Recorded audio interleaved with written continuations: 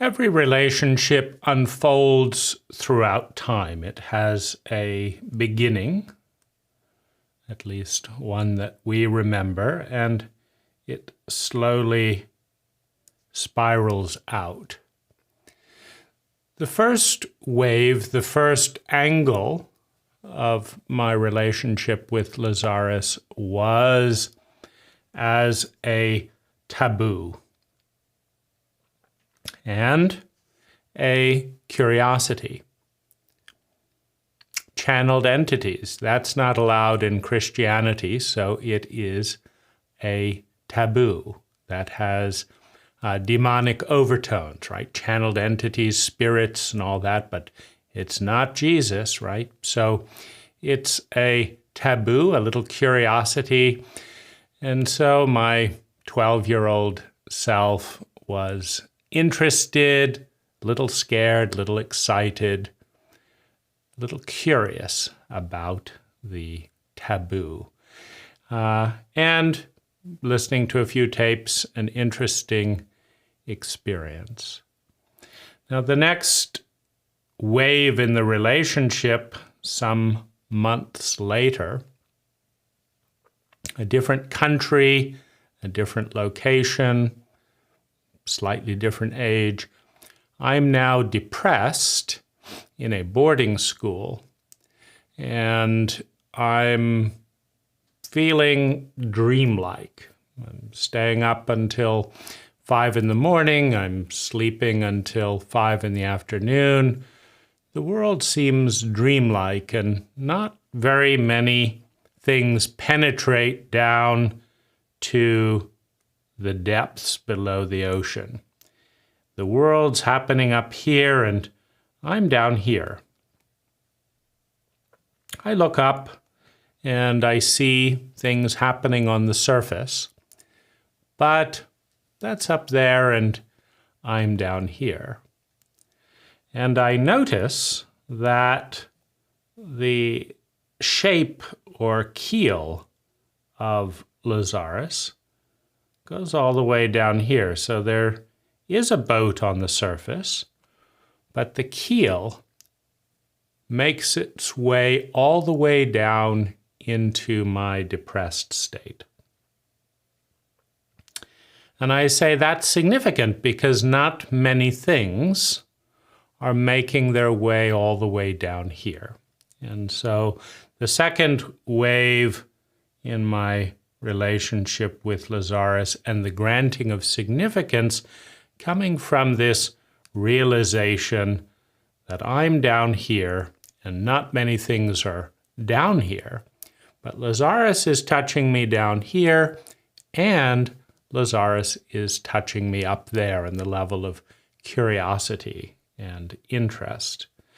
And so I move into my next phase, which I would call accumulation.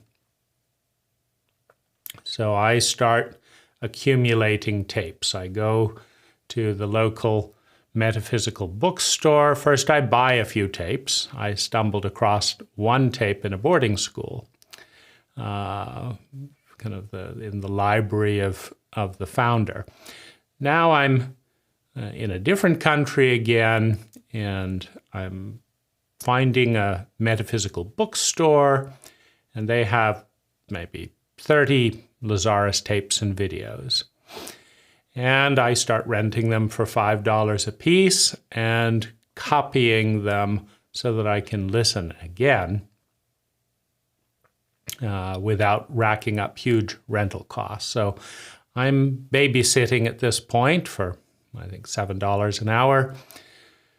So it takes about an hour's time to go down at age 14, walking to the mall that has the little metaphysical bookstore and rent a Lazaris tape, take it back, spend a few dollars. That takes it up to the full $7 for 90-minute cassettes, dub them, mark them carefully, take them back.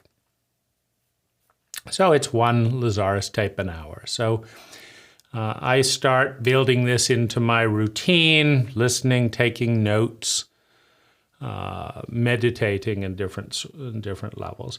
Now, not much of this had any impact, I would say, but there was one moment, I would say this was another moment, when as an adolescent, I listened to the tape Healing the Inner Child. And I think it was the first thing that I got the discipline to do, because a lot of these things, you may note that Lazaris talks to the audience and makes the assumption that the vast majority, correctly, are over age 25. Well, I'm 14, right? And a lot of these things, this is where a little bit of confusion comes in, because Lazaris is saying that they're talking to me specifically and that everything else is an illusion. So why is Lazaris talking about older people than me in my illusion? So that doesn't really make sense, but that kind of forms what I would call the accumulation stack, where over time there are a variety of things that don't quite make sense that start to stack up. But maybe it'll all make sense later. Maybe it's just that I'm not evolved enough, that I'm too stuck in my ego, that blah, blah, blah, blah, blah. And that later, right, when the new age happens, then this all will be revealed. But in the meantime, one thing that I found that I could actually do was work with my inner child.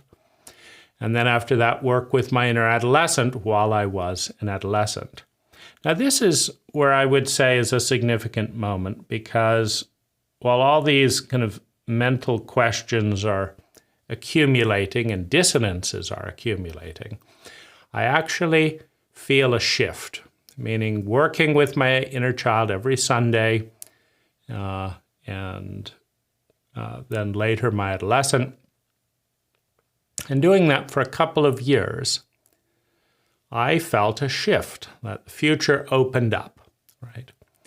Yeah, and I estimated at the time, and it was my impression for a number of different years subsequently, that my future opened up about 30%, meaning I had a 30% better future because of those two tapes and actually being able to do things.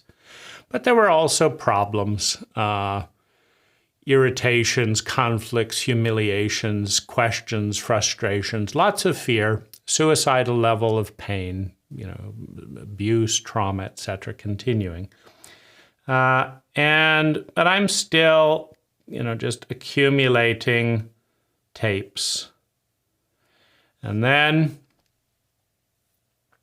after kind of a bumpy period of losing home and then losing home again, I find myself starting my own business. And after a couple of years and being able to buy my first house, I make I think that going to a Lazaris event will be a big deal, right? And so I attend a Lazaris event. I think it was in Orlando. So that would be the next big iteration in the relationship. And I feel nervous. I feel a lot of shame. I feel a lot of discomfort. Something that's gone on back a little bit here in the relationship is I've participated in the Jach and Lazaris forum. I've been called out as being in my negative ego. There's stuff that I don't quite get, and I get that I don't quite get. And I feel a little naive, some humiliation, some discomfort, some interest, and ultimately an ambivalence in that scenario. It's an ambivalence because, It doesn't feel really good. It seems to leave me carrying the bag, in the shadow archetype or in the scapegoating paradigm. Seems to have left me carrying the bag, and I haven't actually got any support from people in the Lazaris community.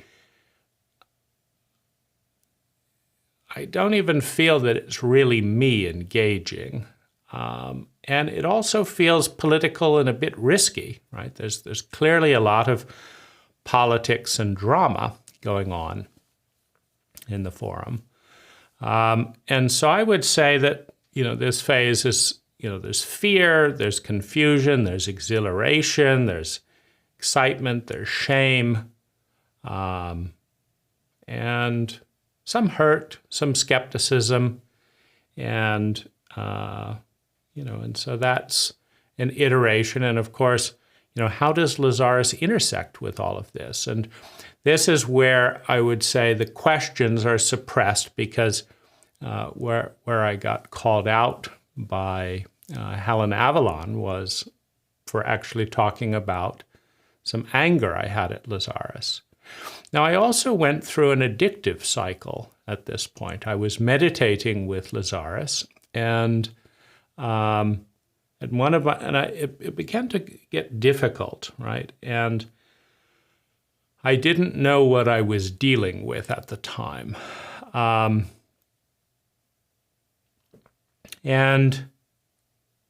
would say that one wave of it would be shame, one wave would be trauma and PTSD.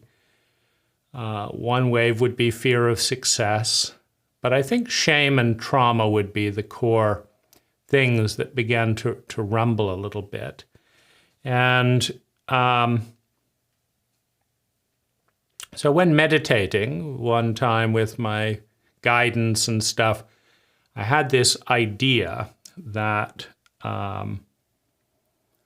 I would give my work away as a gift, that I wanted to give my work away as a gift, and just, not work for money, but work for donation. Now, this precipitated a kind of a massive panic, right? But I didn't understand the panic, and I didn't understand the compulsion. And my whole world was in that massive panic at that time of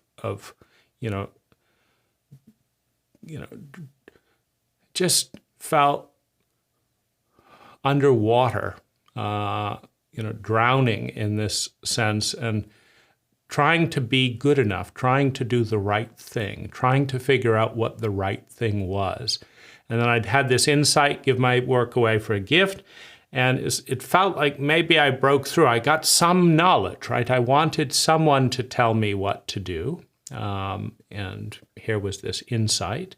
And so it felt like I had to do it, right? Even though it felt terrifying, even though it didn't necessarily make sense, it was the one clear thing that seemed to come through, so I had to do it.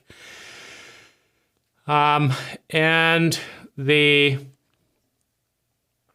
other thing around the same time was one of my clients.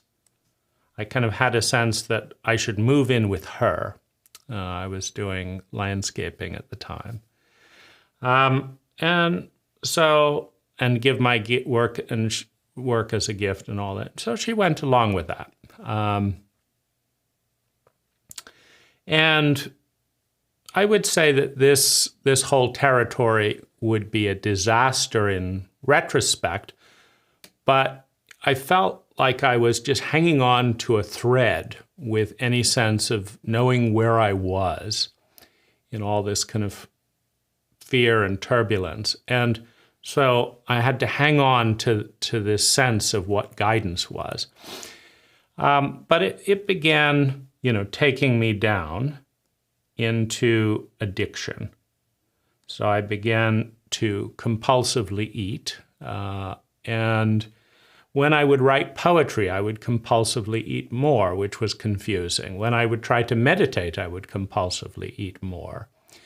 And so I realized that at that stage, meditation, poetry, the feminine was my enemy, meaning that was my gateway into compulsive eating. And I'd never experienced anything like this before, and I didn't know what I was dealing with. And nothing on the Lazaris front was offering any guidance, meaning I felt shamed in the Lazaris community with the Jach and Lazaris forum. But I also felt like, the whole reason I'm meditating is because of Lazaris suggesting and doing meditations and all this, and that the whole reason I'm talking with my higher self is because Lazaris has suggested that that's a good idea, and it's all going wrong. Now, anything that seems growth-oriented is taking me immediately into this state of horror out of which I want to eat.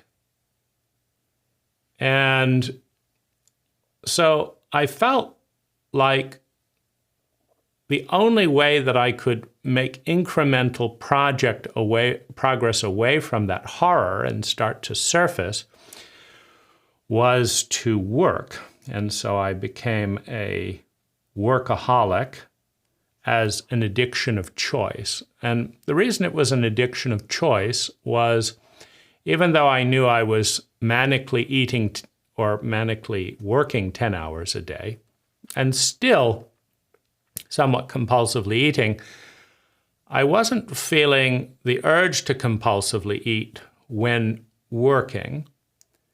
And I felt that work was good for my health and good for my financial health. And both of those things seemed to be a good idea.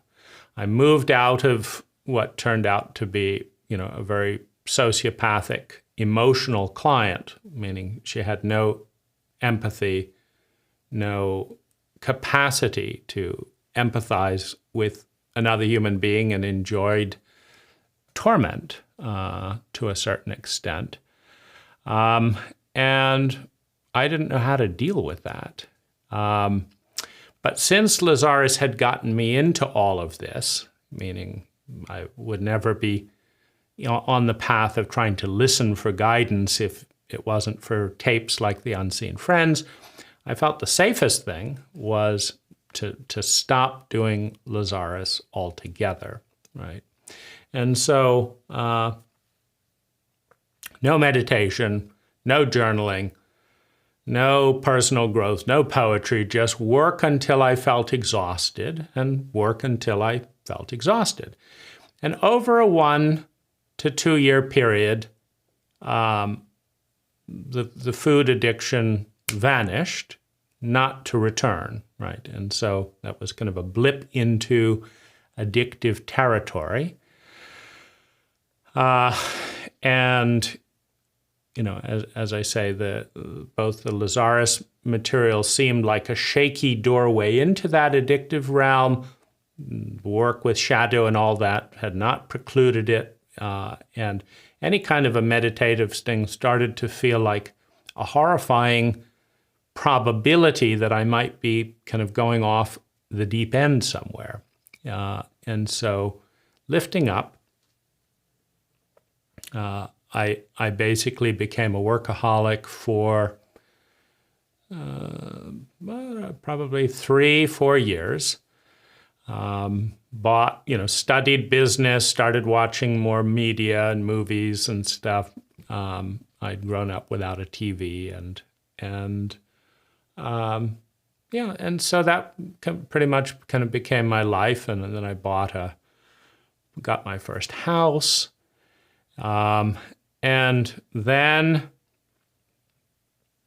that was the point where I began coming back both a little bit to the forum and also to, having for the first time enough money to be able to afford to, go somewhere and pay for a workshop. And I think it was the Millennium was my first workshop. And I remember feeling incredibly duped by Allison's kind of weekly updates about the last of the Rosen hotels, rooms are being sold, the Lazaris discount. This is going to sell out, and this and that and the other.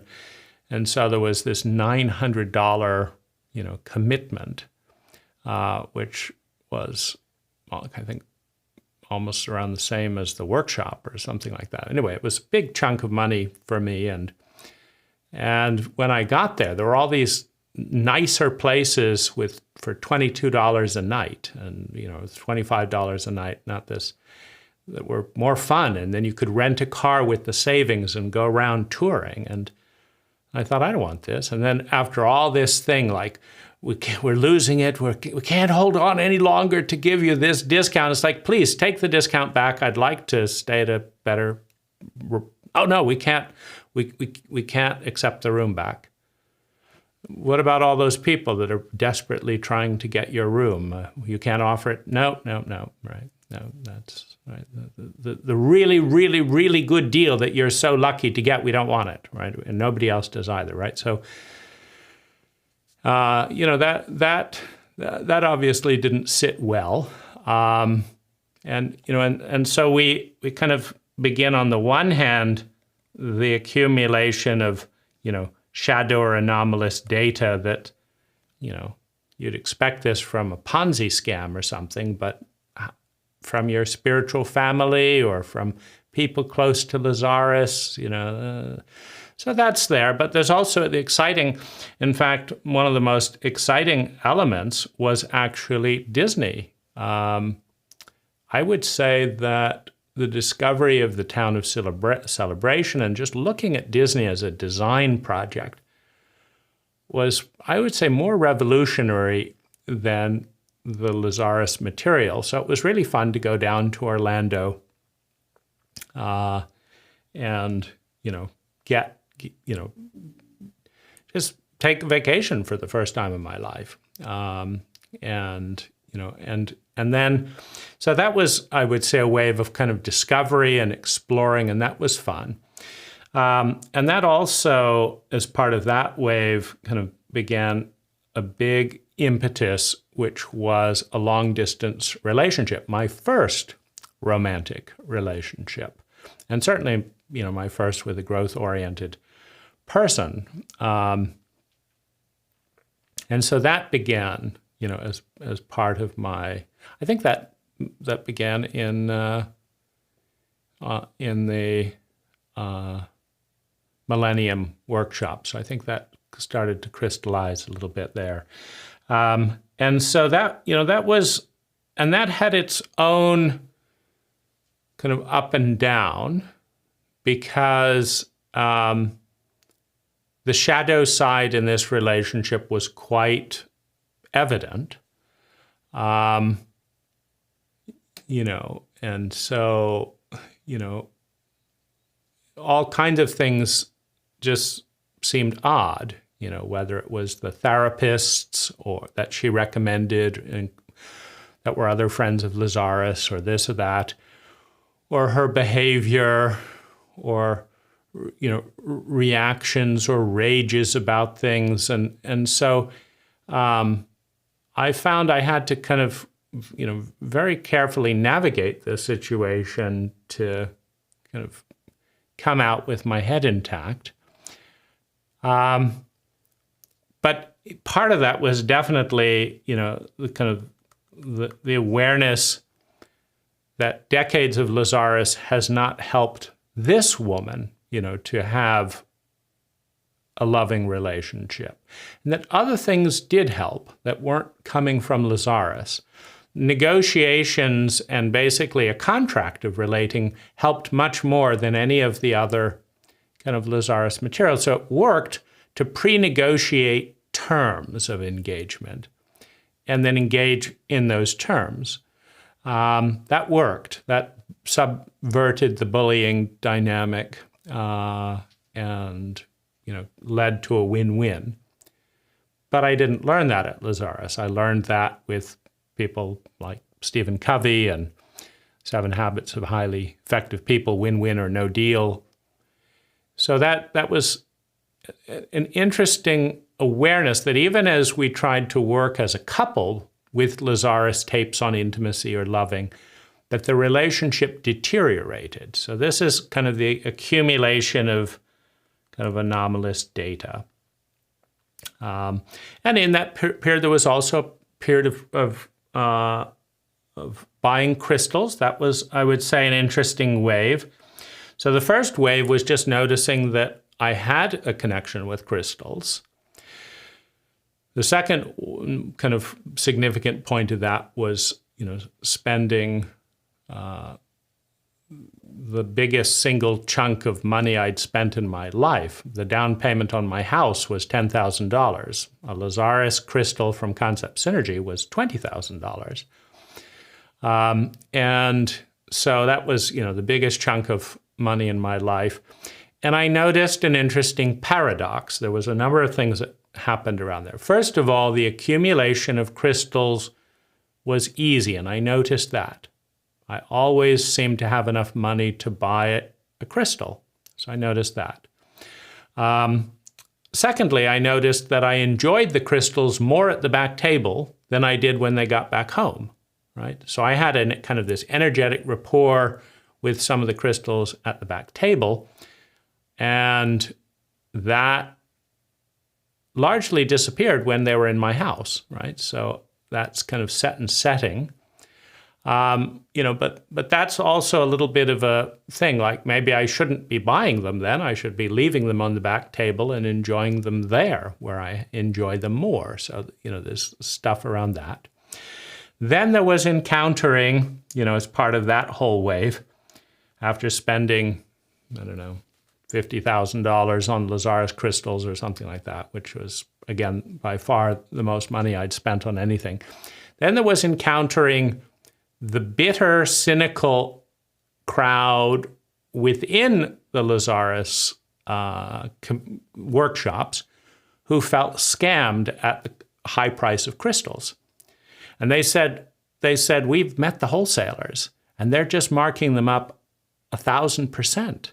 Right? They're just going over here, picking them, and then they're calling them Jach and Lazaris crystals for 10 times more money.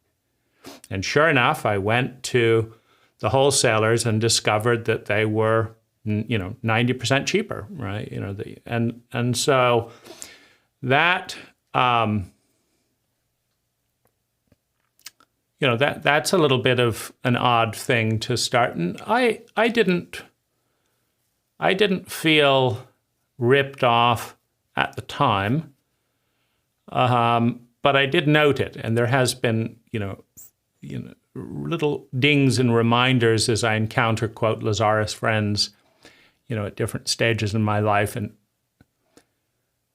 everyone seems to feel ripped off, and many of them don't have good, retirement plans and stuff, and they feel like, if I could just give back all these overpriced crystals and invest that in my, healthcare and retirement, et cetera, that would be, a beneficial thing. And so, that's certainly a little bit of a grating sound, in the experience, to find that there's all these people that resent Concept Synergy, but are still going to workshops and are not talking about it. And of course, something like that can't be talked about in the forum, and it also might burst the economic hyperbubble, of 1,000% markup if it was, right? And then there's rules in the forum that say you can't talk about commercial things or this or that, and so, but there's also, so in that same kind of thing, there's definitely the awareness of, hypocrisy, I would be one way of saying it, because Penny will, on the one hand, talk about how proud she is that Michael has claimed to be a wholesaler so that he can get half-price carpet.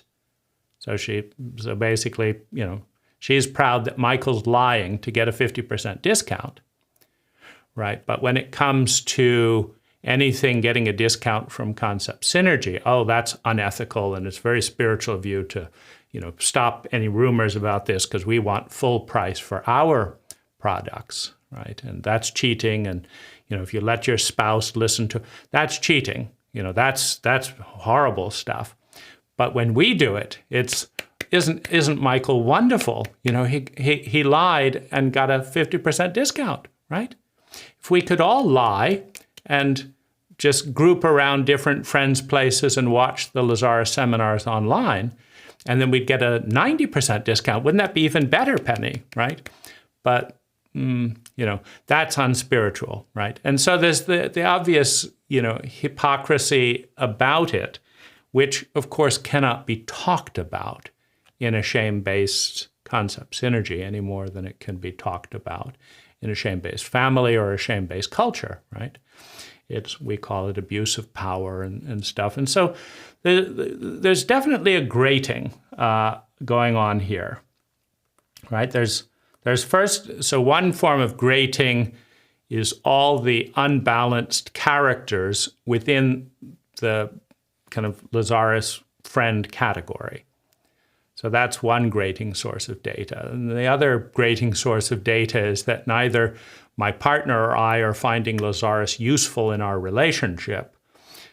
And then the other grating data is that, my partner has, still got plenty of core issues, and she's 50 years old and been working with Lazaris for decades. So it doesn't look like she's going to sort this out before dying, right? And if she's been passionately going to workshops for longer than me, what's going on here? A good teacher doesn't blame their student.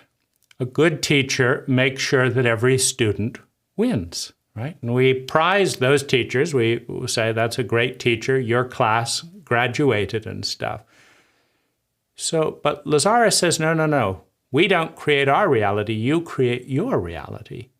And so you create the reality of us being a bad teacher. Like a good teacher doesn't actually do that. The good teacher says, fuck that, I'm going to make sure that everyone in my class graduates and gets the idea, right? But either we didn't get it, meaning 2 for 2. Either my partner and I both didn't get it. Like we're too dumb to grasp how to, do the Lazaris material in our relationship, or there was something wrong with the material.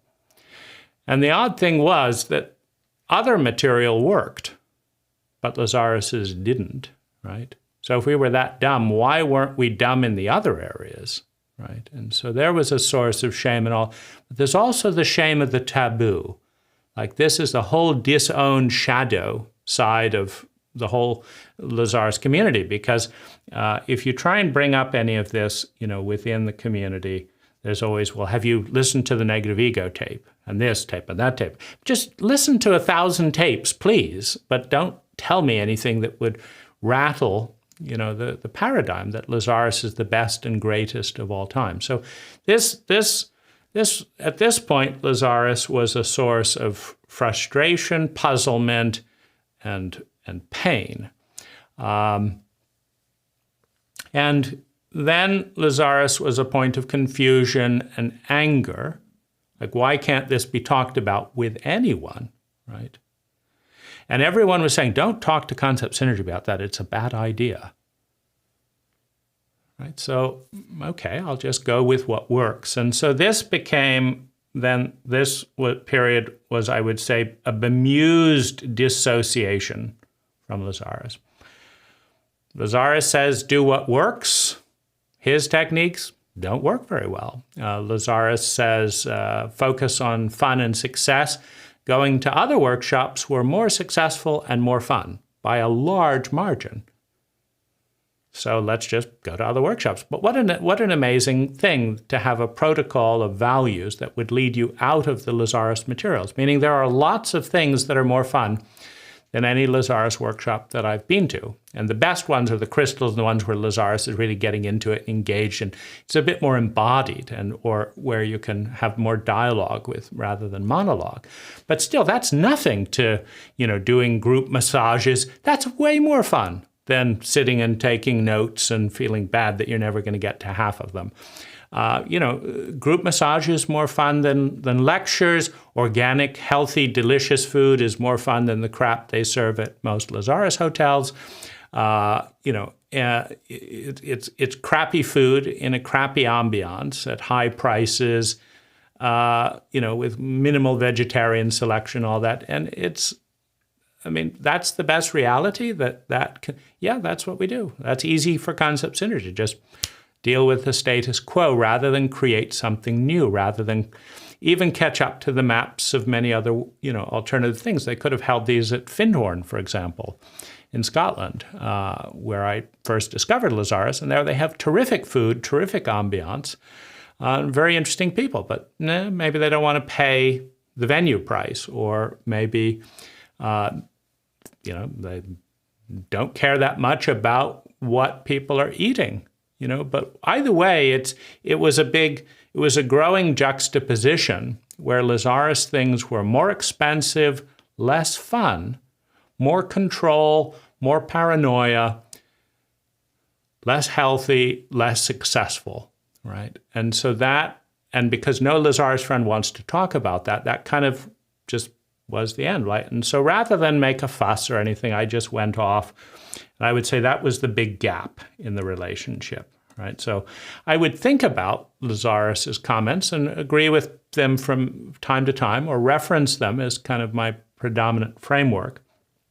But mostly what I noticed is this is so much easier, so much more fun, so much more successful than hanging out with the Lazaris crowd, right? So that was the kind of, and that was just mind-boggling to me, because I never would have guessed that as a teenager, or, and I was buying all Lazaris tapes and just exclusively focusing on them. Now, the next phase, I would say, was going into another huge dip that came from traumatic sexual abuse by a therapist during my first experience of psychedelics, mushrooms and MDMA.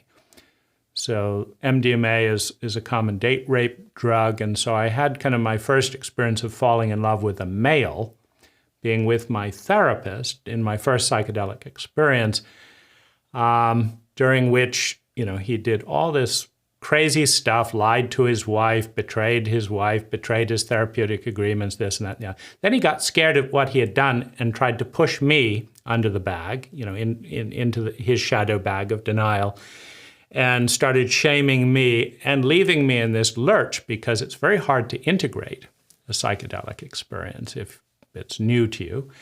And if your therapist is committed to denying that anything ever happened, then you can't integrate a bunch of lies to accommodate your therapist however much you want to. It just doesn't work. And so this created just an incredible explosive rupture and crisis and breakdown and massive amounts of pain, re-traumatization, etc. As one step after another, every part I lent, just fell over, right? I asked for help from the people who had recommended this therapist.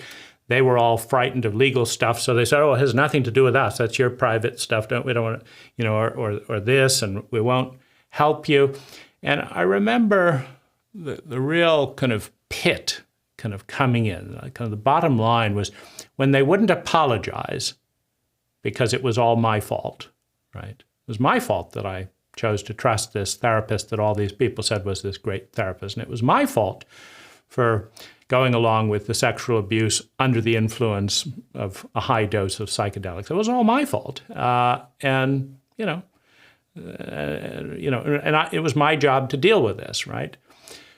But I couldn't deal with it. And I was watching, all of them, packing up their bags and moving on because they couldn't make money off of me anymore. And that was it, right? So That was my descent down into hate, into rage, into bitterness, but also breaking the contract of silence, right? Because I'd had a contract of silence, like I'm not going to make a fuss, and I'm not going to confront my parents. I'm going to withdraw from my parents. I know they don't want to hear about the truth, and so I'll just leave them to their delusions and withdraw. And I know my siblings don't want to hear the truth about my parents, and so I'll just withdraw from them. And I know my partner doesn't want to hear the truth of what I'm doing and why I'm doing in that relationship, so I just withdraw from that. And I know my therapists don't want to hear the truth of the abuse there, and so I withdraw from that. But I've withdrawn too many times at this point. So I have no family, no friends, no lovers, because everyone does shadow shit. And in our cult, most people just don't want to deal with it, Lazaris friends or otherwise. And if I don't want to tell a lie, that's always been my thing. It's always very hard for me to lie. And so if I think something, I want to say it. If I know I'm going to be punished and attacked and worn down for saying it, I just say, okay, there are plenty of people willing to lie or not talk about these things, and so go be with them, right? But I was ending up alone and then carrying the shame of all of these people who didn't want to deal with their own shame, right? And that was including, right? And so I reached a point where it said, no fucking way, right? I'm not going to die, which was what seemed quite likely at the point.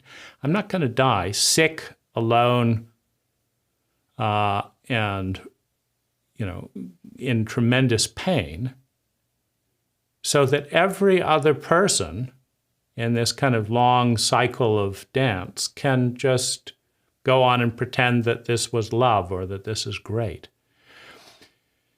And so I began to confront. So that was a movement from dissociation or flight in the traumatic cycle to fight, right? So flight was taking me to the edge of death. And so it felt like, I don't really want to die in this state. I do want to die. I can't stand living, but I don't want to die in this state. And I don't want to die accommodating all the assholes who have given me their shame and then rushed off and pretended I didn't exist, right? I didn't want to die carrying everyone's bag, which as a nice boy, as a nice spiritual person who forgives and who looks on the bright side and takes responsibility for creating their own reality and all that. That's kind of where you can end up. Okay? I created that, I created all these assholes, right? I created being ripped off by concept synergy, I created being, marginalized here, judged here, silenced. That's all me, right? Nothing to do with concept synergy, nothing to do with Lazaris, nothing to do with Jack or Allison or the Orlando gang. I mean, what a name, but nothing to do with that, right? So nothing to do with my partner's rages. That was me creating her rages, so all these things. And so I just kind of found in that pain, in that loneliness, in the tremendous kind of joke that everyone wanted me to disappear rather than speak the truth about what the shadow elements of what were going on in the dynamic. I just said, no fucking way. I may die, but I'm going to give all these assholes back the shadow bits that they've given me. And of course, nobody wanted to hear it in our cult. Like, we live in a shadow denying cult, a scapegoating cult. So whoever gets left carrying the bag in our cult is just bad news. Just don't invite them to the party, and then they can deal with the bag alone, which of course they don't. Jung points out that what is denied, repressed, and suppressed becomes toxic, regresses, and becomes hostile towards that which denies it, right? So the parent who won't deal with their shadow and shame and gives it to their child, and then denies that that shame has been given to the child, that child will regress and become hostile towards the parent, because without a parental role model on how to love themselves, they would internalize the parent's hostility towards themselves till that bubbles over, and then goes back to its source, hating the source of the shame, right? And so I noticed that going on. Like, I am definitely hating the source of shame. So I have hate to deal with. But hate is actually the only thing that will get me out of bed at the moment. And I found that fascinating, that hate has a role to play, right? Because revenge was not helplessness. Toxic shame, trauma, loneliness was helplessness and hopelessness, and in so much pain that I just didn't want to move.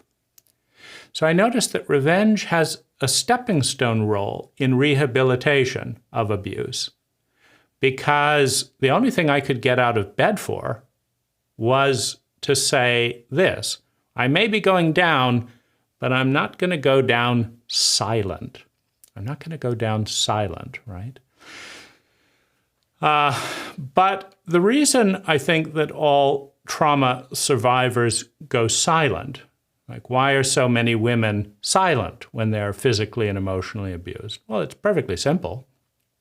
They are internalized children in a regressed, traumatized state in a dependent relationship that sometimes is real, meaning in many dynamics, abused partners don't have the money and the rank and the power of their abuser.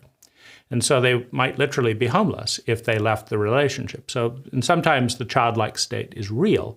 But even if it's not, even if they're bringing in the money, as a psychologically regressed trauma survivor at 3 years old, a 3-year-old cannot survive without mom and dad.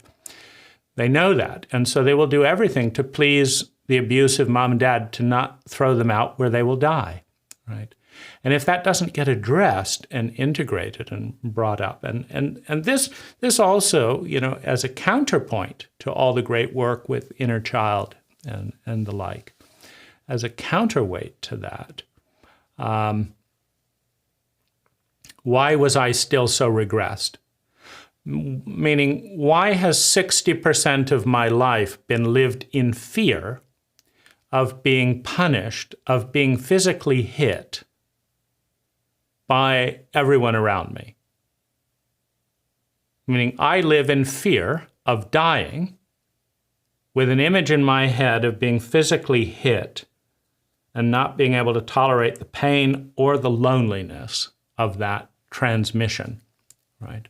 The hostility, the hate, the dissociation that comes with hitting a small child.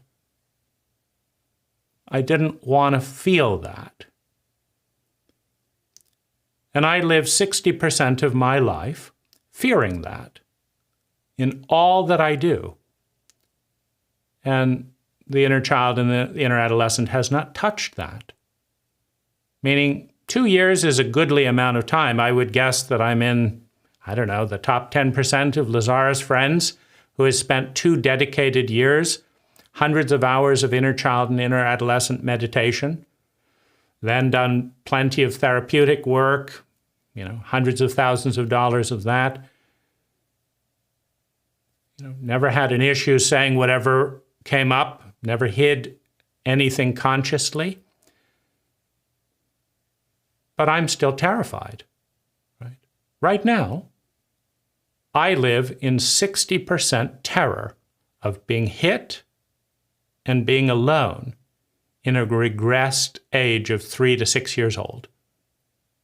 And I am desperate for comfort, for support. Please don't hit me. Please don't do this. Please don't do that. Please, I'll do whatever it takes not to be hit.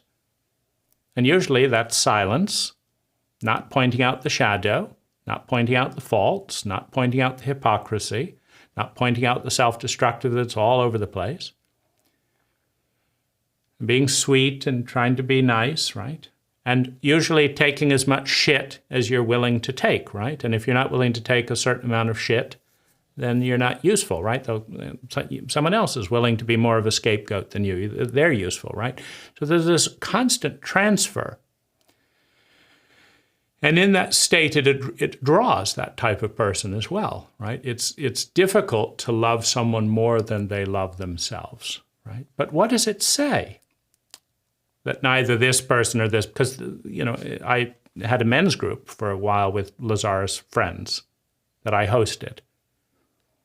They dealt with the exact same stuff, right? So decades of working with Lazaris, but the same kind of control, domination type dynamics with their spouses. Don't trust women, how they're up to this, my wife is, I hate her, Other Lazaris friends, right? And so you realize at what point do you just say, Lazaris doesn't know what the fuck they're talking about? Lazaris has a dismal statistic of changing people's lives that are willing to spend a lot of time, a lot of money, a lot of effort buying and doing all these techniques, and they don't work, right? And part of the big awakening for me came around PTSD. Now, I have actually re-listened to some of the tapes, and Lazaris does use the word trauma.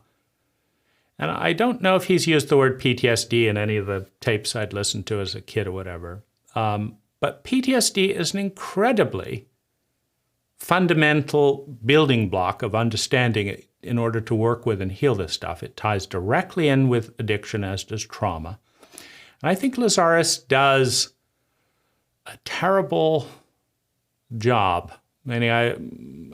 I was able to listen to all that and have no idea what PTSD was, how it locks in the body, or what to do about it.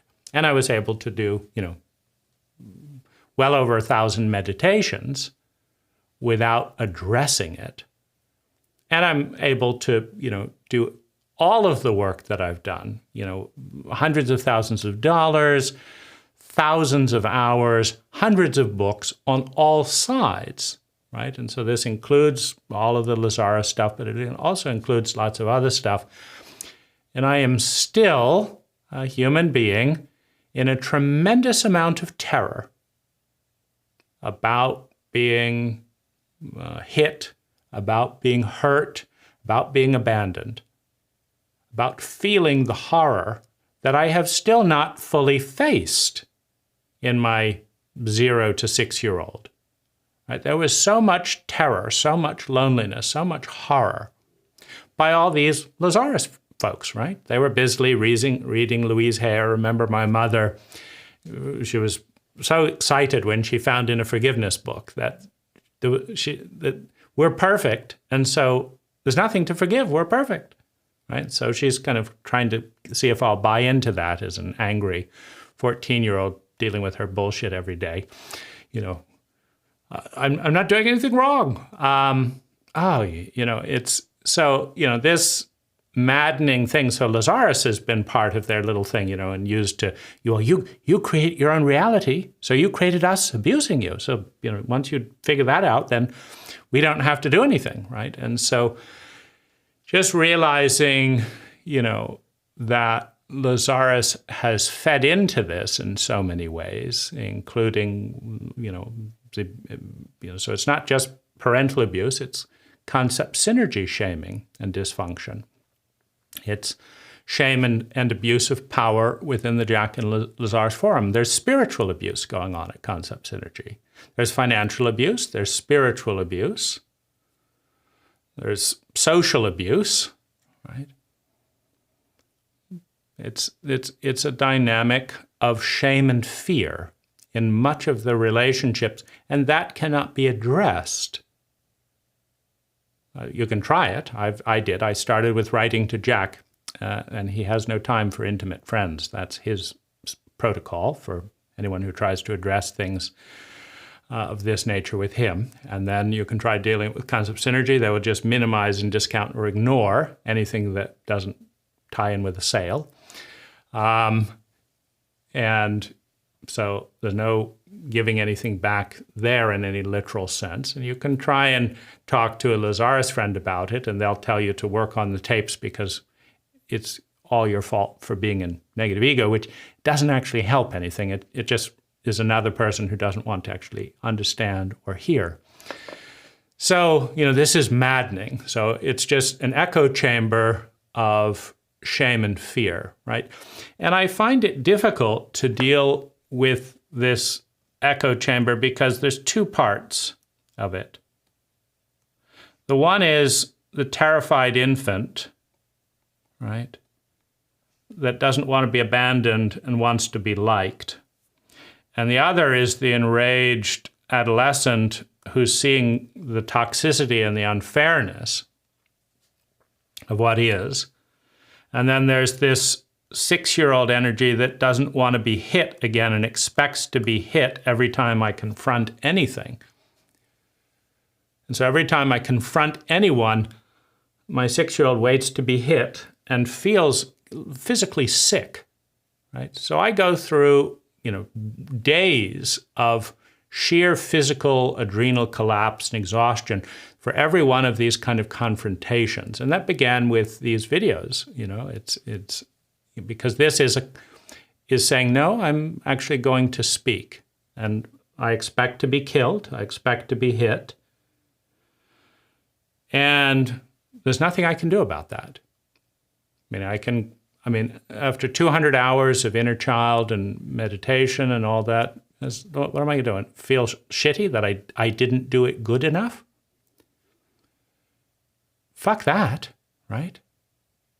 When does Lazaris start to take any responsibility for any of this? When, maybe we made a mistake, or maybe our techniques do not work with traumatized teenagers. We're sorry, right? But of course, that would own the impact, something Lazaris recommends but doesn't really do, right? So there's resentment, there's hostility, there's hurt around some of this, dynamic. And the question is how to deal with it. Now, I would say that somewhere around this point, it also felt so humiliating. Like I felt so humiliated by the way that, Concept Synergy, Jach, and Lazaris were dealing with these things, that I felt smaller if I needed Lazaris or worked with Lazaris in any way. So that was one big thing. And that kind of big thing is like just fuck Lazaris and the whole thing. But mentally, I don't agree with that approach, right? And so then this is also, the thing that gets me in a lot of trouble, right? I know what works and what flies with people. And people like belonging to cults, and they like you to be part of their cult and see things in their narrow way. And they just don't want you to say anything outside of the little corridor. If you're a liberal, you can't stand hearing that the Republicans are right. If you're a Republican, you can't stand hearing that the liberals were right.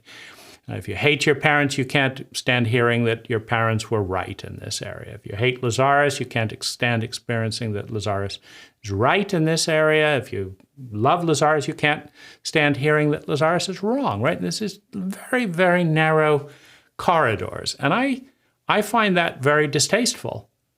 That's not generally the way my mind thinks. I can usually find, I'll watch anyone who's being severely scapegoated.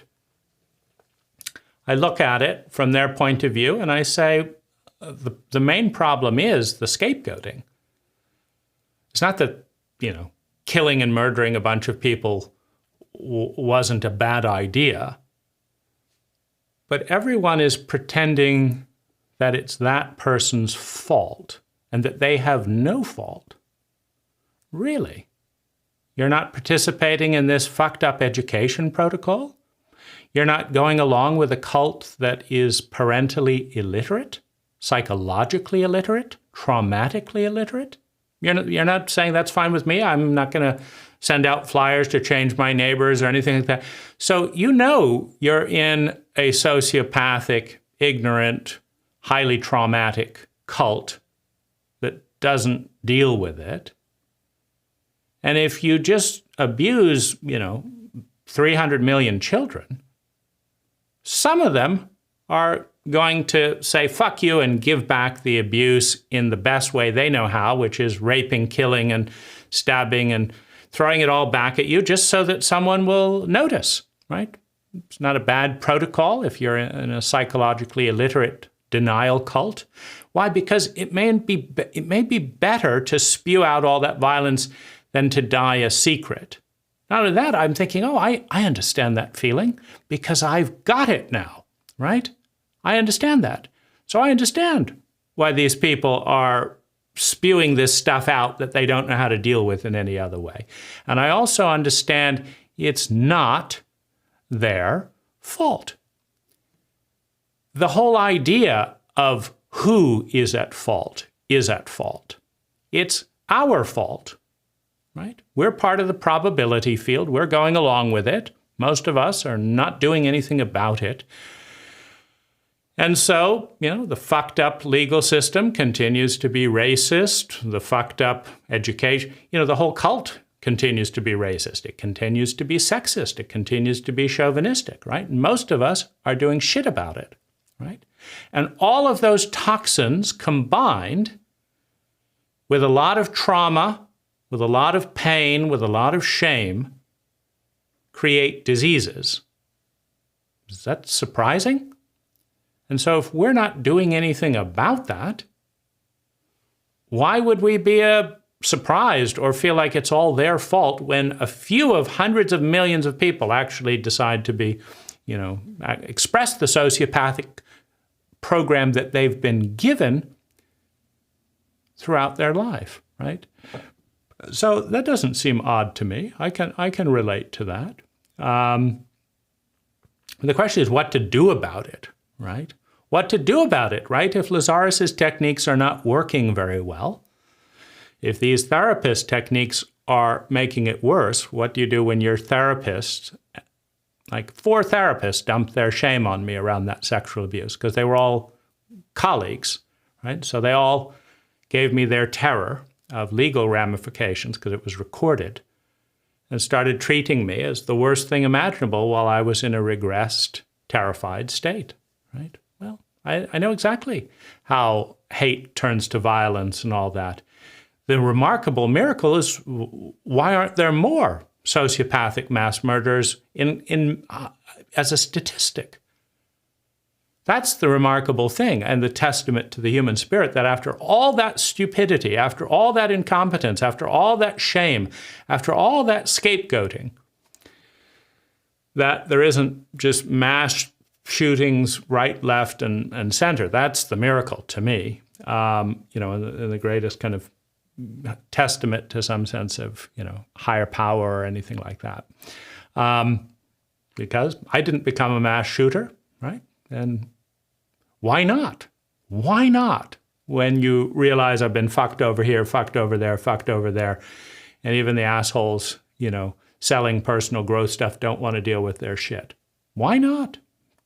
Get some attention. Something's not right here, and I know none of you want to deal with it, and I know you're all in your little blinders and all that. But maybe learning that something's off is better than everyone living in blindness, right? I think it's a valid question. Now, so this scapegoating thing in this dynamic kind of goes both ways, though. Because in this amount of pain, in this amount of shame, in this amount of rage, I, of course, want to find who's responsible. You did it. You fucked up therapist, you sexually abused me, you did this, and you fucked up thing. It's them, right? We got to get them, right? And try and give some of that pain and horror back. You fucked up parents, and this and that, and it's so, and it's, and it's laughable, of course, that, concept synergy's best response to this type of natural statistical thing occurring is we don't have time for more intimate friends. I mean, that's just a low level of competence. But then we're in a low level of competence culturally. I mean, Lazaris has not done any good material on PTSD, which I think is the single biggest blind spot in the whole material, because I have not met any Lazaris friends who are not acting out of shame and trauma and fear of the unknown. I would say that that's the norm within the entire culture, and Lazaris's techniques are not transcending that. They're not transcending it for the vets in Vietnam. They're not transcending it for anyone else that I have met and encountered. And they're not gathering data. Like maybe there is 3% of people where it's healing their PTSD. Where's the data, right? And who are they? And what was different about them? That would be interesting. Lazaris has said that only 2% of people in their workshops are really getting it, right? But Lazaris seems to think that that's the fault of the other 98% rather than something that they could respond to and in that way be responsible to. But as part of that scapegoating thing, when I can list all the crappy things that Jach and I'm hearing all these stories from, angry Lazaris friends. But then there's also let's be clear that this is not Allison's problem, This is not Jach's problem. This is a cultural problem. Right? What would you do? What would you do if a channeled entity that claims to be the blah, blah, blah, highest resonance and all that starts channeling through you? Is suddenly your life going to be perfect because they're channeling through you? No. Your ego is just as immature as it always was. And now you've got shitloads of power being projected onto you, which is a bad thing. Most people behave worse when they have more power. Most people behave worse, right? Because we're still in sociopathic territory. We're still in as long as survival and security of survival is in question for you or people around you, your reptilian brain will get a lot of blood, get a lot of attention, because it's telling you you're in sociopathic territory and that fight, flight, and freeze, as well as please, lie, deceive, all these different techniques. It's telling you that you're in that territory where those are required. If you tell the truth, you will be raped, you will be robbed, if you're exposed. And so you need to be in that territory. And Lazaris is not acknowledging that.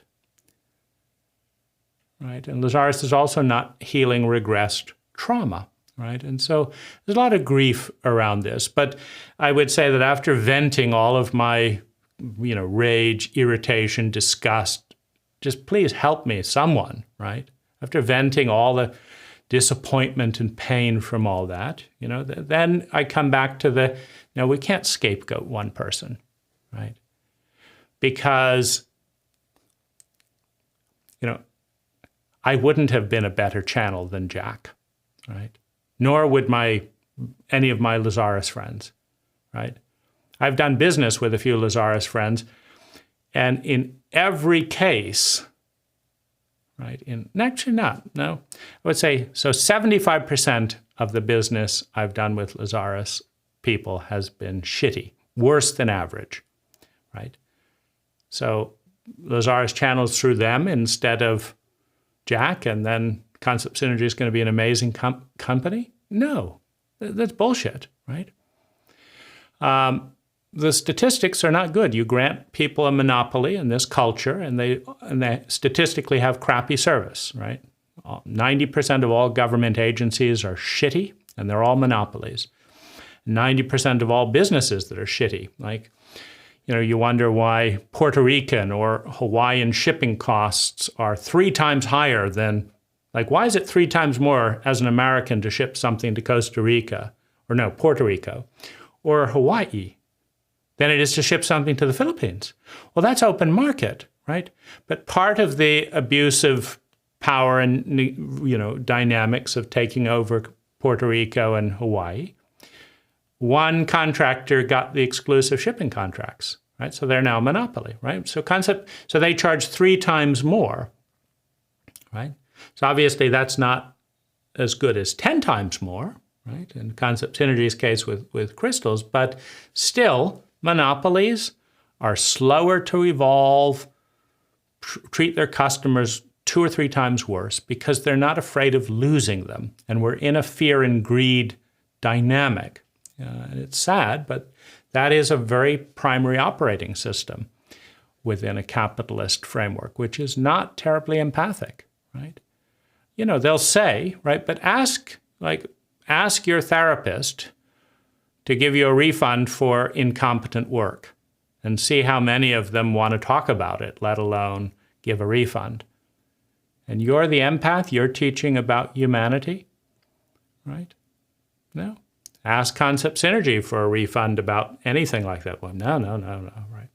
So it's easy to, I think wherever you've had your wounding, wherever I've had my wounding, of course the areas where I'm hurt and mad and confused and angry and sad,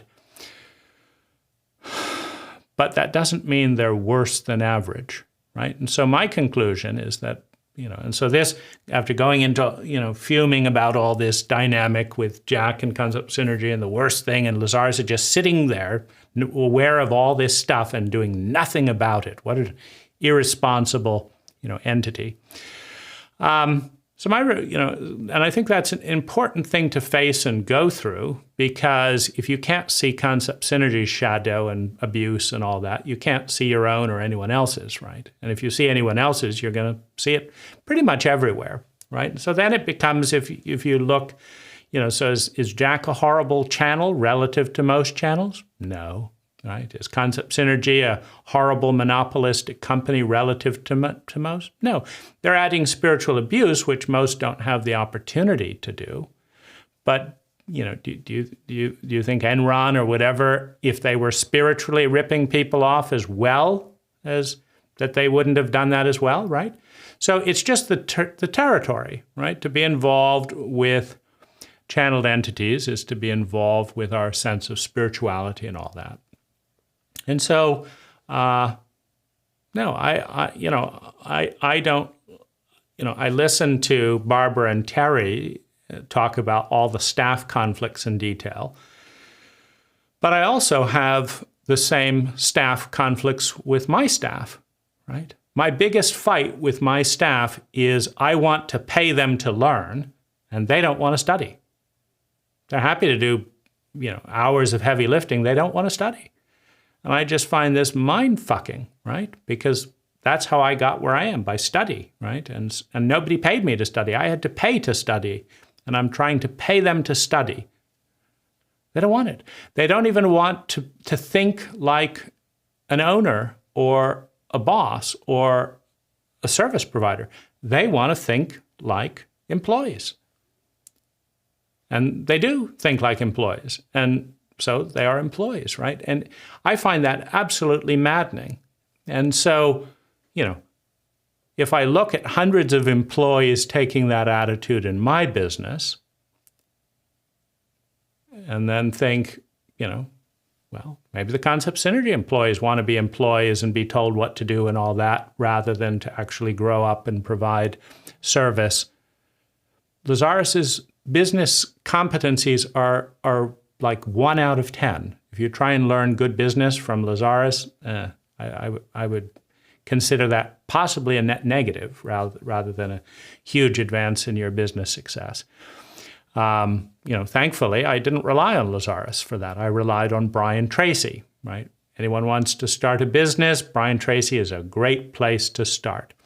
You know, 30 years later, when my wife was starting a business, I sent her to Brian Tracy, not Lazaris, and she got 5-star reviews, you know, like that, and got inspired, and, you know, so, and it's free on YouTube, right? So do it, right? So, but nonetheless, you know, what's it like to be Jach? Everyone expects you to be spiritual, da, da, da, da.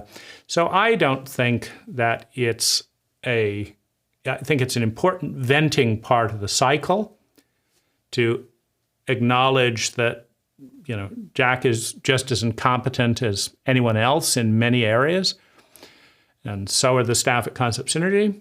But But I think it's bad scapegoating to think that they would learn how to do a better job from the Lazaris material, because I haven't. And none of the Lazaris friends that I know have run their businesses well from the Lazaris material, right? There's hints of it, right? I'd give Lazaris 10% credit of having some peripheral hints, but you know, but a net negative if you actually depend on Lazaris to kind of help you learn life coping skills. So in that sense, then I would say this is then the next phase in my relationship of kind of making peace, like as a statistic, like you take 1,000 channeled entities, all kinds of them have fed their clients all kinds of bullshit, and you know, all kinds of channels have made up stuff and pretended that it was channel. So, you know, so if you take 1,000 channeled entities and you take 1,000 channels and you take 1,000 companies around them, and you just add up how many of those, you know, kind of use channeling and stuff as a way of seducing people, you know, whatever percentage that is, how many percentage, you know, scammed this, how many percent of people, their life was lost their savings because they believe that. If you just add up all that thing, right, Lazaris comes out pretty good, right? Probably top 5% of avoiding most of the scandal type stuff. And Jach comes out better than all kinds of, other people. And Concept Synergy is average as a monopoly company with untrained staff in business, right? Where they're not recruiting from Google and Microsoft to say, we want a really competent top experience for our clients. We want the best software. No. You know, Jach's saying, yeah, I like you. You're agreeing with me, and you like Lazaris, so you'll do what I say. You'll work at a low rate, and you're agreeing with me, and I already know you, and so I don't have to hire you, and I'm not going to give you benefits. And so, of course, so why would why would Concept Synergy perform better than average in that, right? So, they're perfectly expectable results for that protocol.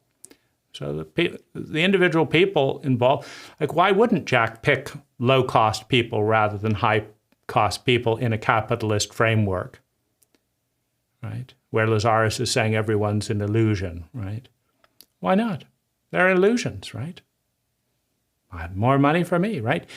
It's a little short-sighted illusion. I don't think Jach has run the company incredibly well, as optimally as he could, but very likely better than me, right?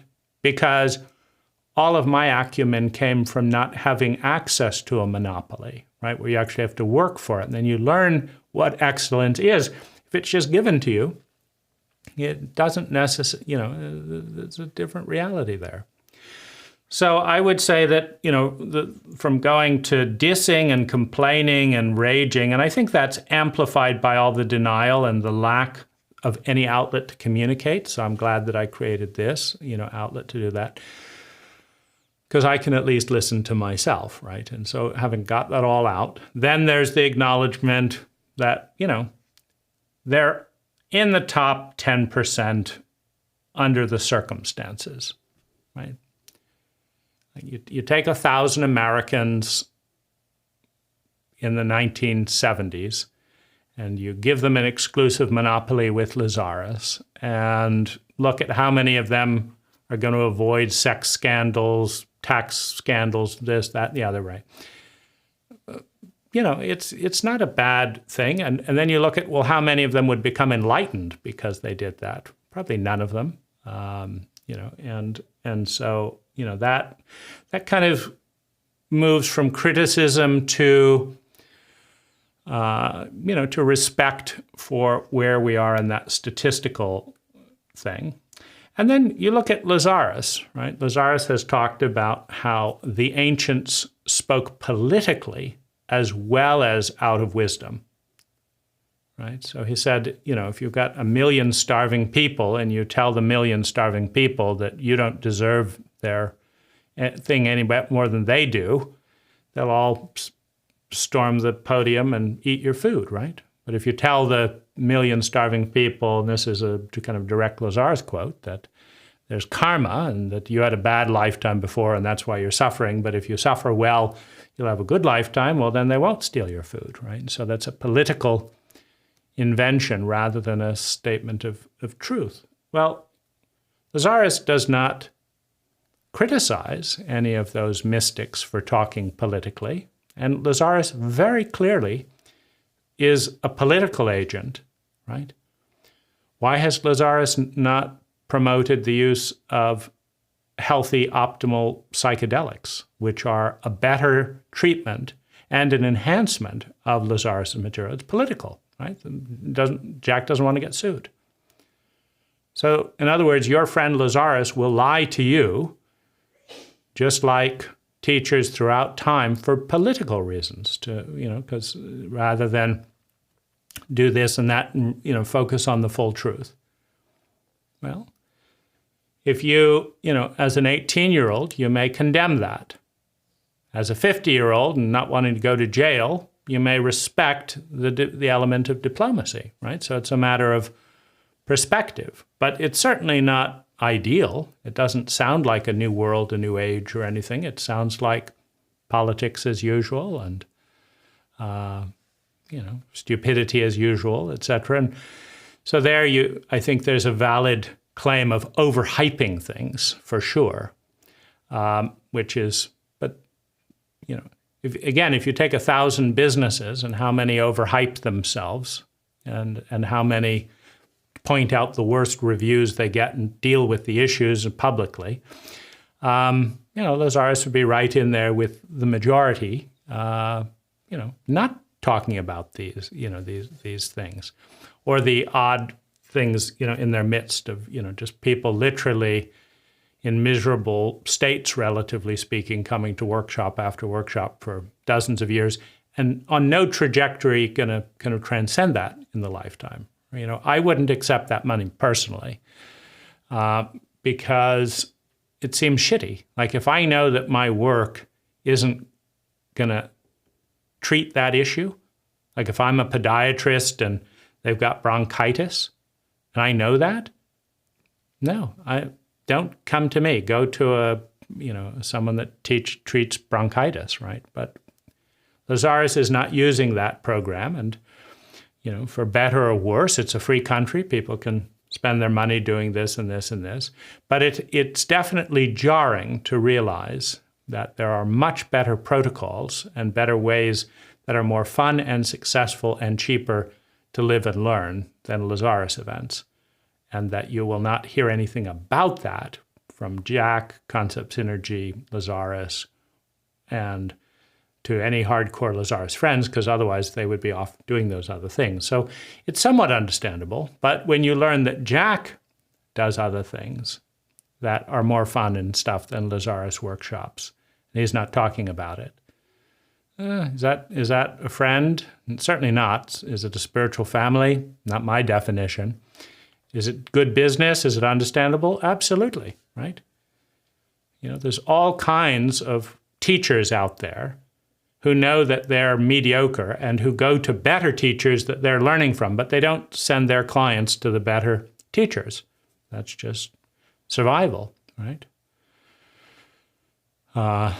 That's capitalism, right? It's not, if capitalism is evil, then that's evil, right? But but it is what it is, right? And so it's unfortunate. It's definitely eye-opening. But it's also, I think it's delusional to say that, I would do a better job, right? Statistically, no. Statistically, things are exactly the way they are because statistically, the protocols that produce those statistics produce them, right? And we're all a part of that mix, right? So, so then I go back to admiring, right, Lazaris for not having sexual scandals, for not breaking the law, too many times, for not getting Jach into too much trouble. So then, Lazaris climbs up again statistically to being, part of the 1%. Does that soften all the bitterness? No, there's still sadness and hurt and confusion and just dislike of being in that kind of reality where you'd sell someone out for money, right? To my mind, a friend, like I will straight out say to clients, like my last client was a bit cheap and knew Spanish. I'm in landscaping. And so and she was telling me some of the prices she was getting with, her unlicensed helpers in the neighborhood. I said, by all means, you will get all of this work done for half price if you just do that. Have at it, right? I won't, hide that from someone, but you're going to have to manage them, right? Because that's my job, is to manage this and charge double the money, right? So if you have the time and the intelligence to manage all that and you think you'll get what you like, then save half the money, right? But so I certainly wouldn't put myself in the umbrage of spiritual family and mark things up 10 times when they could drive 20 minutes from Orlando back table, to some of the wholesalers in Orlando and buy from a bigger selection of crystals at 90% discounts. And I forgot to mention that. That's not spiritual family. That's good capitalism, right? But you're conflating the two, right? And, and Lazaris is kind of keeping that whole thing a little fuzzy. Does that create bitterness? Look at the evidence. Of course it does. Like anyone who finds that out who could use some money and has, a few, $10,000, $20,000 of crystals does not like Jach's protocol around that or Lazaris's silence. So, but obviously risking that was less important than the money for Jach, right? But you can't, like how many of those grumbling Lazaris people would have done it differently if the tables were reversed, and particularly with Lazaris kind of going about the illusion of it all. It's all an illusion. They're an illusion. Whatever you have, as much as you're willing to have. Well, let's have 10 times more, right? Sure, why not, right? I could do that too. In other words, the higher I raise my rates above average, the more my clients grumble. And if I don't give a damn about that, then I just enjoy it, right? And just who cares, right? But I do, right? I like being in the medium territory and offering more for less. And then they're happier because I would prefer a happier client than a little more money. That's my own values, right? Partly it's that scared 2-year-old that wants people to like me. But partly if I'm in an advisory or an educationary role, I want to be advocating for people to do what I think is best for them. And I don't want to be saying, pick me, you trust me, so you're going to listen to my advice, and I'm the worst for you because you don't want to spend a lot of money, but I'm going to charge you more than average, right? I don't want to be in that situation, so I don't. But it is still nonetheless the case that as I have raised my rates, I have more disgruntled clients than I did when I was below average, right? When I was below average, everyone knew they were getting a deal and they all loved it, right? So as average, they didn't love it because it was more average. And as I go a little bit above average and provide a little bit better service, but a little bit above average pricing, there's more hemming and hawing about that, like I'm, just mentioned. But I could charge more, but I don't want to deal with resentment and stuff like that if they find out they could have got it done cheaper later, right? Because they'll all talk with their friends later and say, how much did yours cost? And what? Oh, you could have got it cheaper if you'd used my gardener. I don't want my clients feeling like fools, right? And so that's part of, that plan there. But obviously, Jach chose differently and is dealing with a different reality, a lot of bitter, past clients in that area. But he would have, I'm sure I would have messed up other things, right? It doesn't seem like Jach has gotten into sexual abuse scandals. I'll bet I would have in that situation, in that role, due to naivete, lack of literacy, poor, shame, poor boundaries and stuff. I think it's, very likely that I would have had what I thought were just innocent things would have been sexual scandals if I'd been in that role, right? And so I can say, well, I wouldn't have ripped people off, but everyone has their stuff. So I don't think that Jach is a bad channel, a bad business owner, relatively speaking, right? He actually pays people and doesn't bounce checks and stuff like that, and some don't, right? So that's kind of brings that to kind of a resting point with Lazaris and Concept Synergy up on the top, 10% in their statistics, still dismal relative to spiritual family, relative to any sense of an ideal.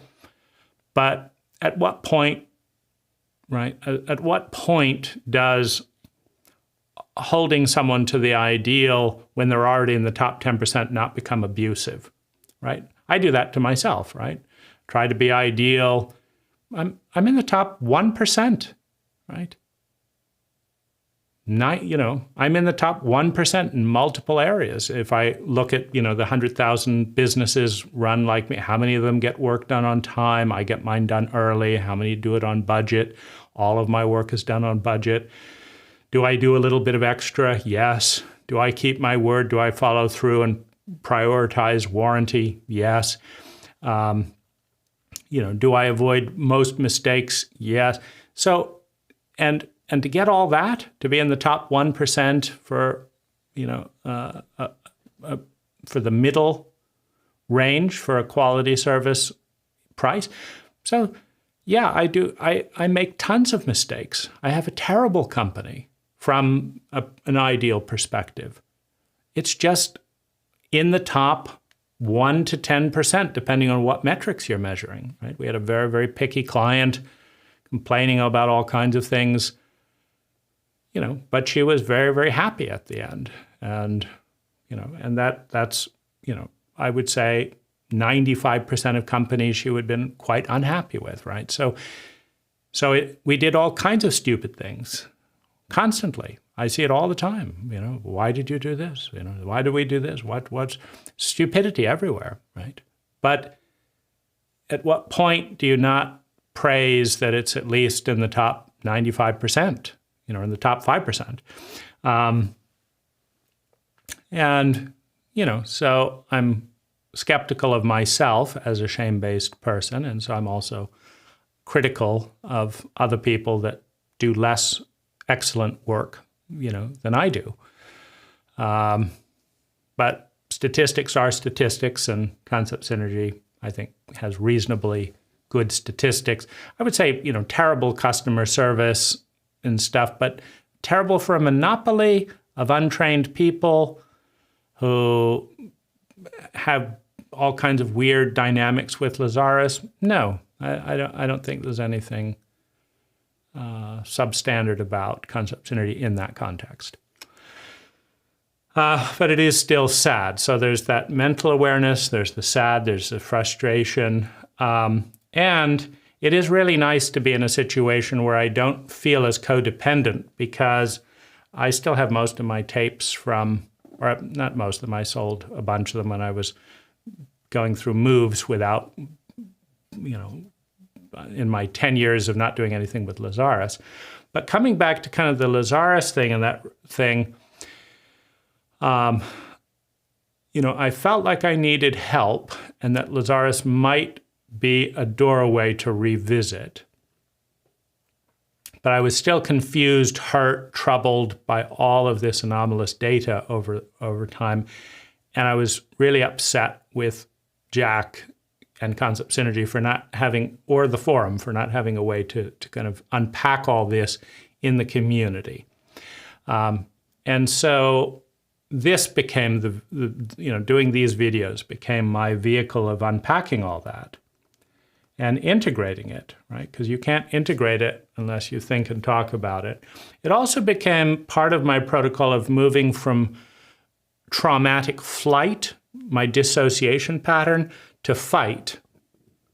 And it is very important in leaving the fight, flight, freeze triangle of traumatic, protocol to be able to neutrally go within all three. So we all have a default, which in my case was to please other people and to run and avoid conflict. As a sensitive person, conflict hurts me more than it hurts most people.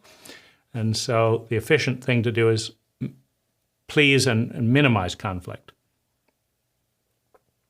But as a sensitive person, I also see the shadow, the anomalous data more than most people. So I'm going to be hurt the most if I get into a conflict, but I'm also going to see the shit that other people don't want to deal with more than most people, right? And so it kind of puts me in a bury in what can I say without getting into trouble mode.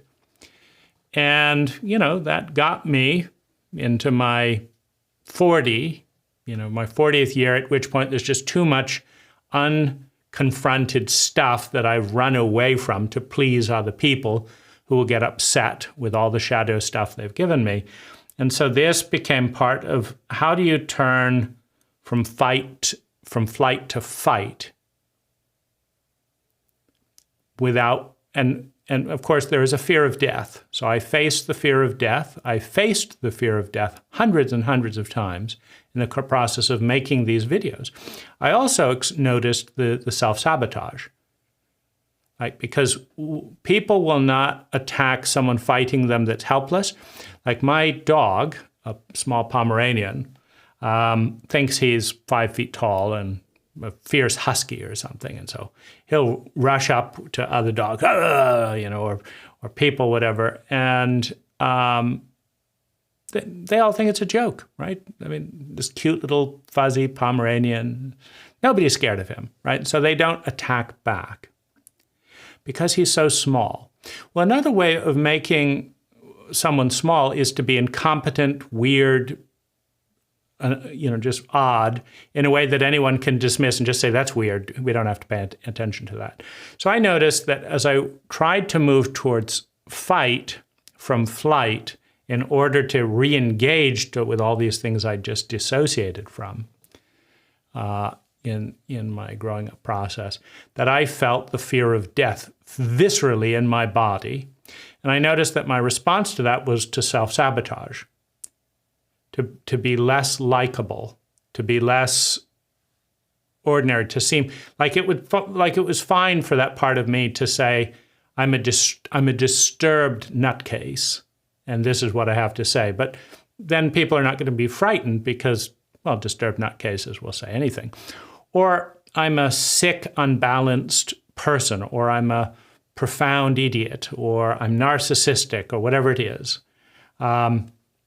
I'm just really, really, really weird, right? So if I would allow myself to appear and say things in that guise, then it would provide a protection for people who didn't want to hear, be confronted with their shadow, to dismiss me. So I did that a lot. And I noticed, like, I'd try to say something and I'd get massive allergies and start blowing my nose. And then I'd be exhausted, then I'd be irritable.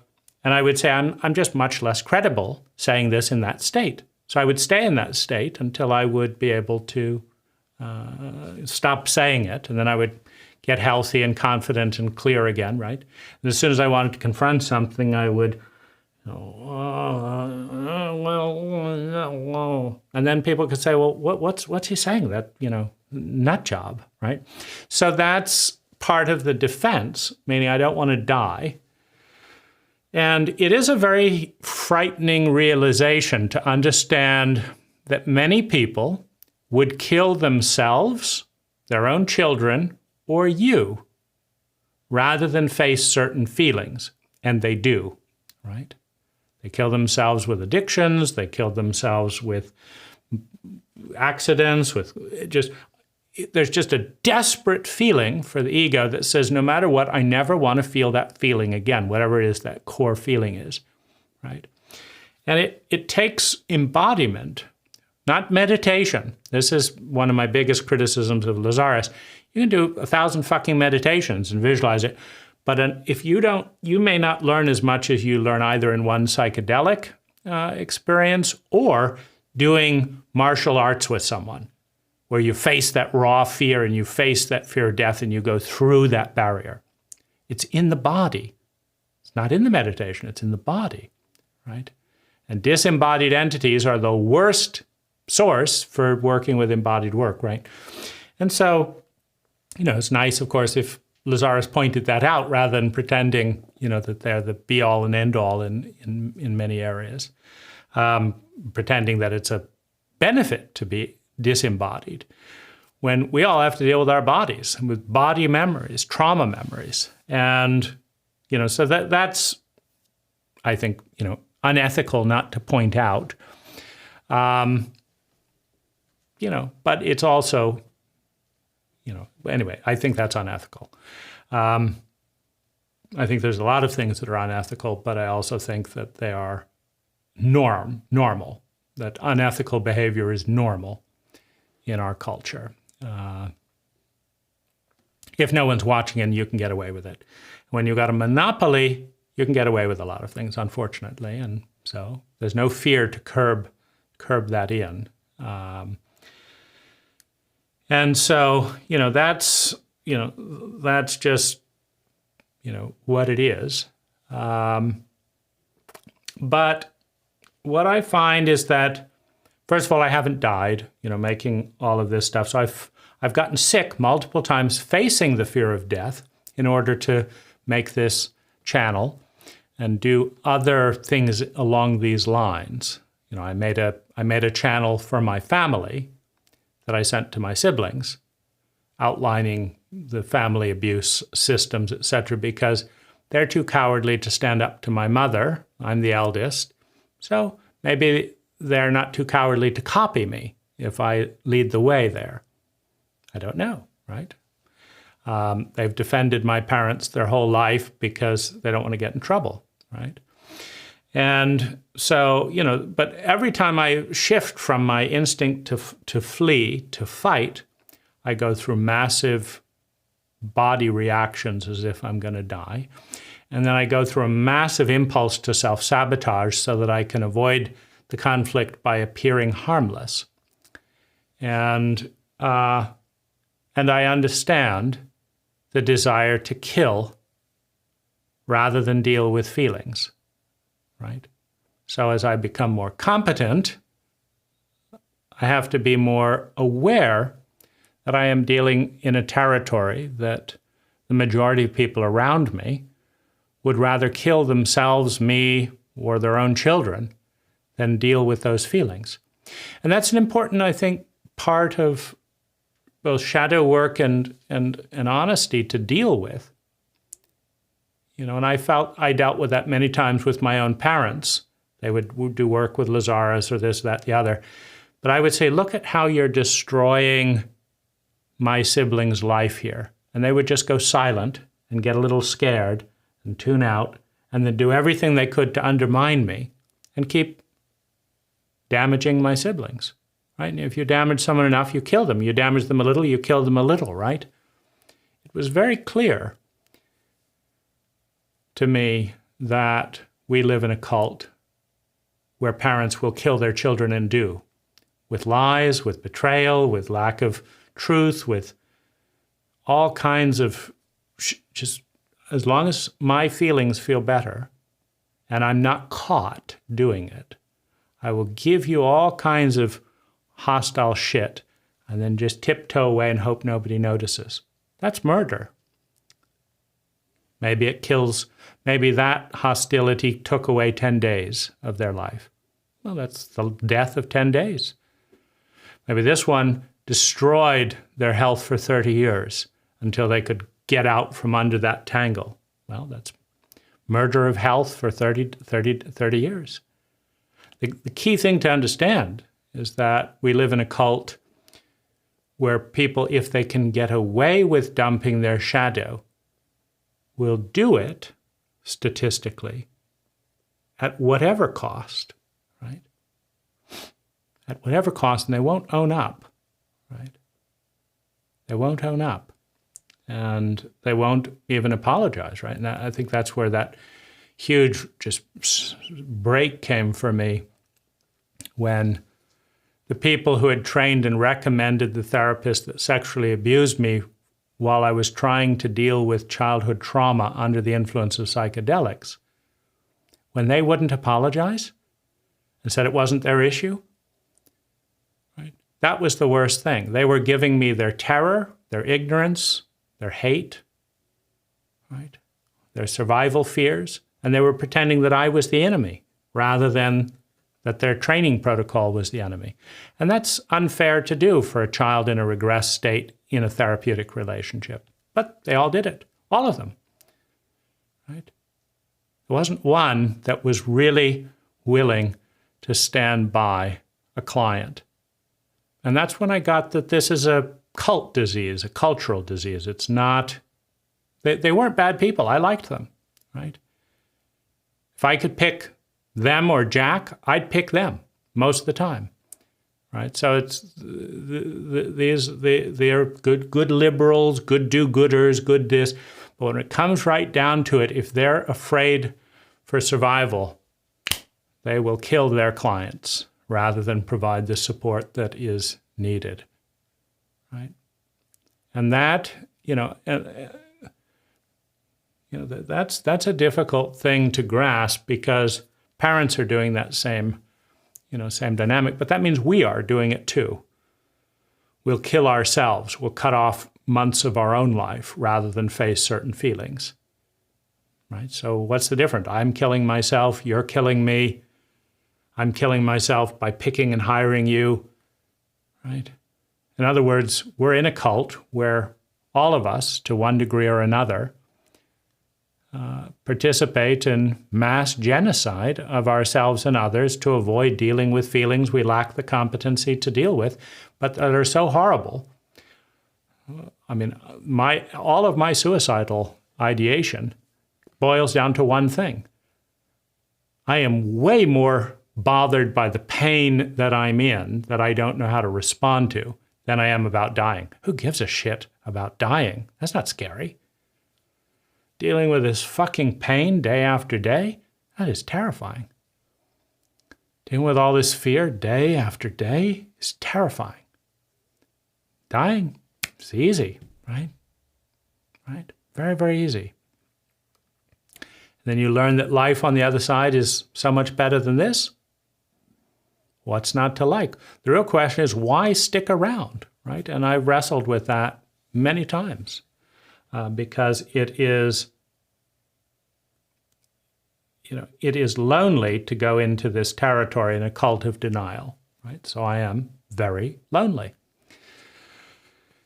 And, at first I blame other people for that, my fucking parents, why couldn't you at least show up for an infant, whatever, and this and that, and then you fucking therapists and this and that, the fucking Lazaris community and fucking this and that. But then it comes down to, okay, I'm 48 years old, and I'm not able to deal with those feelings either, meaning I throw myself under the bus, and I'm older than my parents were when they threw me under the bus. I mean, they gave me all this shit they didn't know how to deal with at age 22 or 20 and 26, respectively, so, and I'm 48, and after all this, I can't deal with this shit, right? And so I'm abandoning myself on a daily basis. So of course everyone else is abandoning, me on a daily basis. They're abandoning themselves. They're abandoning me.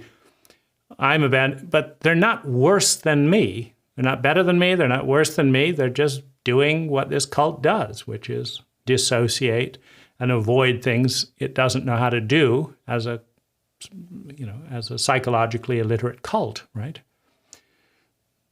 So there we have it. It's very, very painful, but that's been going on for, thousands of years and will continue until people do something about it. And then the question is, is my existence going to do more to help that than not? And it is, right? Videos like this, the books that I write, books that I give away, conversations I have with abuse survivors. I do a lot of work with trauma. Most of, this is a very tiny YouTube presence for all the work that I'm working on trauma. I've done a whole channel on loneliness, a whole channel on shame, a whole channel on PTSD. And I hear from people that it helps them. They feel less alone, right? So if I exist, I'm a little bit, the culture is iterating in a slightly positive direction. If I die, right, then the whole next generation has to be born and go through the same shit. And it seems, but nonetheless, as angry as I am at the cowardice all around me for not dealing with this, I have to accept that I'm no better. So in that sense, I feel empathy. Right? Okay, so I'm furious that nobody is doing this, but I'm not doing it either, right? And so probably people are furious that I don't know how to do this stuff either. So, and that's just part of growth and evolution, right? You move from stupidity to less stupidity to less stupidity. And in this state, accepting things, I have, I would say, a more mature, some humor, and also some appreciation. Like I had a great resistance to doing the adult shame work with Lazaris because I have so much body memory of feeling bad for doing it wrong, right? I've done all these thousands of tapes and things are still shitty, which is an alarming statistic within a lot of the community. And I don't want to feel like I'm shitty because I listen to this fucking tape again and I still feel shitty, And so, but actually it's been a while and I found that, no, I've already been doing some of this shame work. I've given back some of this. This is part of giving the shame back to, concept synergy and the shadow elements within the community, giving it back. It's also, part of going from fear and flight into the freedom through aggression, right? So you have to be able to hold both before you can emerge and be free. If you're trapped in one position out of fear, you can't make a growth choice there. You've got to face the fear and overcome death or its projection in order for it to become a growth choice, right? So now I'm in the situation of just saying, we're in an imperfect world, and Lazaris is an imperfect channeled entity, concept synergy is an imperfect, but 10% is not bad, right? My world is at least 10% better as a net effect, I think, because of my relationship with Lazaris. So it has been humiliating at times, this and that, but I think it's net better. And if it becomes net worse again, which it has been at different points in my relationship, it's been net worse, then I'm in a place where at least I know better options, that I can try for those times.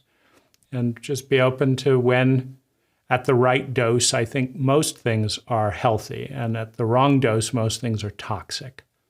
And some people, myself included, have had a toxic dose of Lazaris, but it doesn't mean that the food is bad. It just means there's too much of it at a certain period in time.